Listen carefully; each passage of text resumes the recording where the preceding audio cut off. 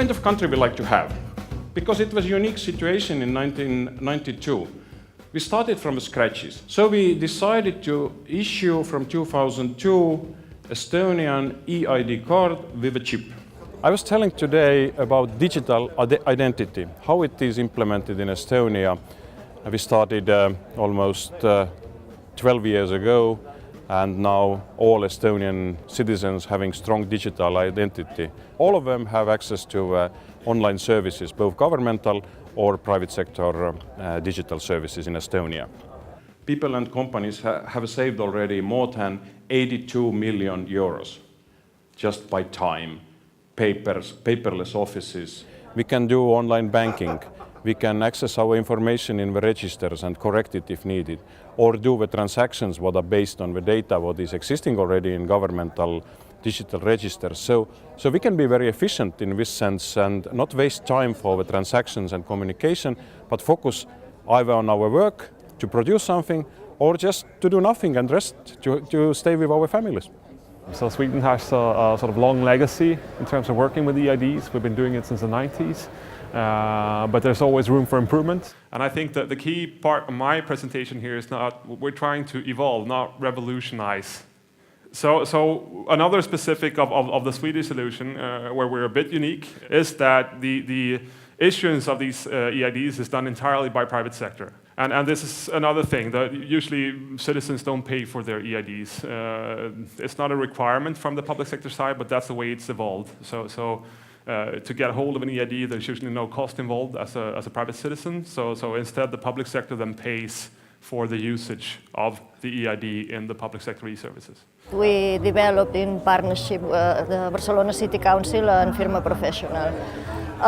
It's a mobile application, just a regular application that you download to your phone, and that allows you to identify yourself, to interact with the Barcelona City Council in a secure and legally reliable way.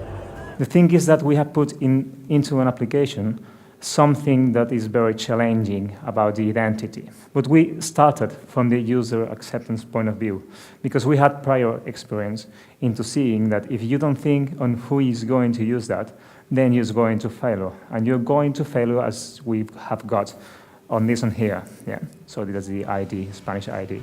We really need to provide the citizen with an easier to use and more convenient way of identifying himself in front of the administration. Sooner you start, sooner you're getting benefits for your citizens, for your country, for your society.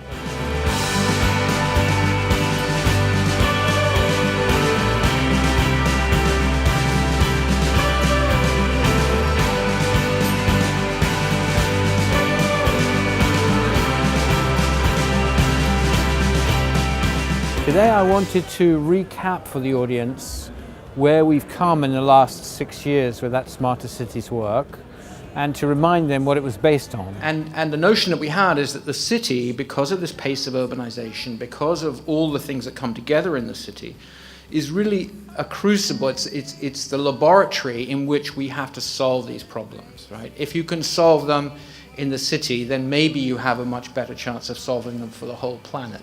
Who is it that has to deliver this stuff? And the answer, of course, is these people like you, the people who work in local government. Well, how do you take this chance to bring intelligence into the systems of your city? We see that last year, according to Eurostat, which is basically 2012 figures, 66% of citizens in Denmark had submitted e-services to public administration in Denmark. I talked about how we can move more users from the analog to the digital service delivery channel, so online self-service, and how we in Denmark have worked a lot with the infrastructure until now, and now we're moving on to how do we ensure the use of e-services. But having the e-service doesn't generate any value.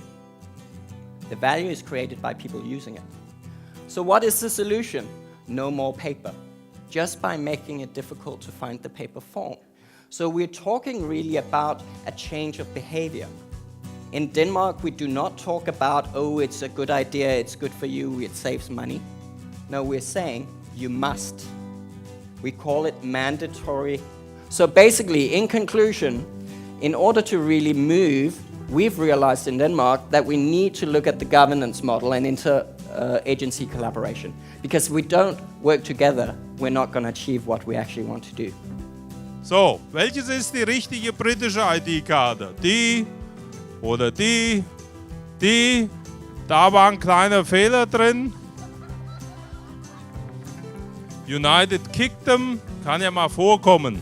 Die Checkliste, die elementare Ausweisprüfung, beinhaltet als allererstes den Punkt, ist die Person, die vor uns steht, auch die Person, die im Personaldokument abgebildet ist. Der zweite Punkt beinhaltet das Einsetzen einer UV-Lampe. Zum Beispiel hier, regionale Bahnfahrkarten. Eine ist echt, eine ist falsch. Nehmen Sie nicht alles an, was Ihnen vorgelegt wird. Seien Sie kritisch und überprüfen Sie Dokumente. If the sun should hide away, then I will find its hiding place. And if the mockingbirds won't sing, then I will sing you anything.